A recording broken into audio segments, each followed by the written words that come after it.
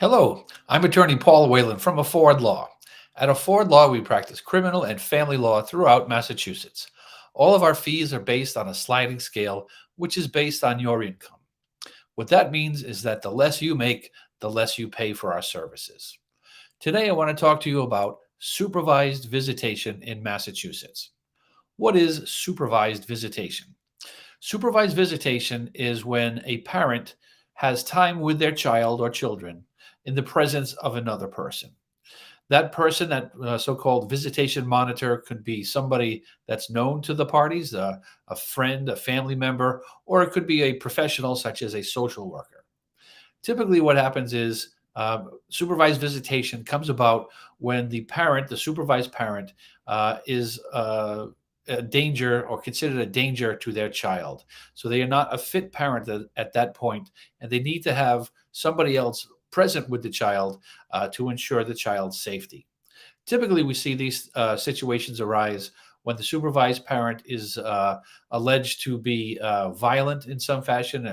If there's a history of domestic violence or physical or mental abuse against the child or other children, if there are substance abuse issues, or if there are mental health issues that are involved, anything that prevents the child from being safe during the visits. The safety of the child is the court's biggest concern, and it should be everybody's biggest concern, and typically it is.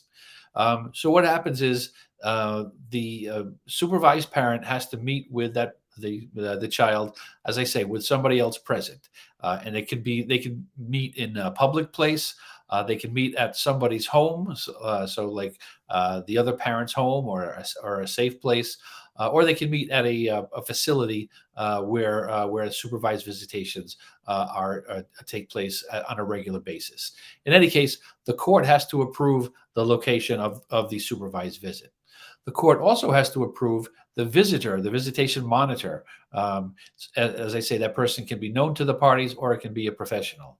But in any case, that person has to be over 21 years of age, has to pass a background check, it has to be able to intervene if possible or if necessary, and the person there cannot be a conflict of interest between the monitor and the supervised parent. So they can't have somebody that say is financially dependent on the supervised parent or is in a dating relationship with the parent.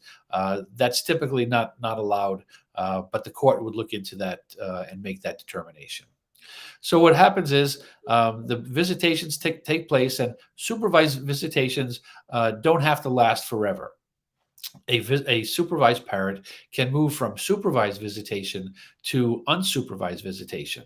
And basically, you need to prove to the court that you're not a danger to your child and that it's in the child's best interest for an unsupervised visits to take place.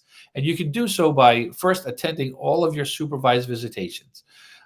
Act appropriately while you're there. Interact well with the supervision monitor.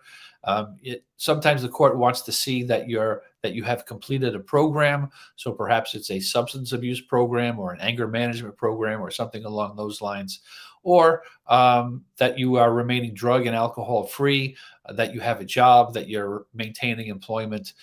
Things of that nature can all go towards working towards an unsupervised visitation situation. Now, conversely, you can also get into trouble by not following the rules of supervised visitation. So if you don't show up when you're supposed to, if if you're argumentative with the visitation monitor and so forth, or if you're angry at your child all the time or something along those lines, you can lose that supervised visitation. You can the visits could be curtailed, so you could actually spend less time with your child, or you can lose visitation altogether if the alleged allegations if the allegations are severe enough. So you can move from supervised to unsupervised, and let's face it, nobody wants to have to visit with their children under the watchful eye of somebody else. But again, it's in the child's best interest, and it's for the safety of the child. Supervised visitation, as I say, isn't ideal, but if you have the opportunity, you should definitely take advantage of that opportunity and visit with your child as much as possible, even though it's not under the best of circumstances. Everybody wants the child to be safe. You do as well, I'm sure. And you want to be able to form a bond with your child or children. And so you want to be able to see your children on a regular basis. If it has to be in front of another person, then so be it for now. And then prove yourself over time. Prove to the judge that you are a caring parent, that you are a capable parent, and that you are a fit parent in order to take care of your child. As I say, at Ford Law, we do practice both criminal and family law throughout Massachusetts. Our fees are all based on a sliding scale based on your income. So the less you make, the less you have to pay. Please feel free to visit us at affordlaw.org and book a free virtual appointment with me. I'd be happy to answer any specific questions you have about visitation, about family law, or criminal law questions in Massachusetts. Because at Afford Law, we're making justice affordable. Thank you.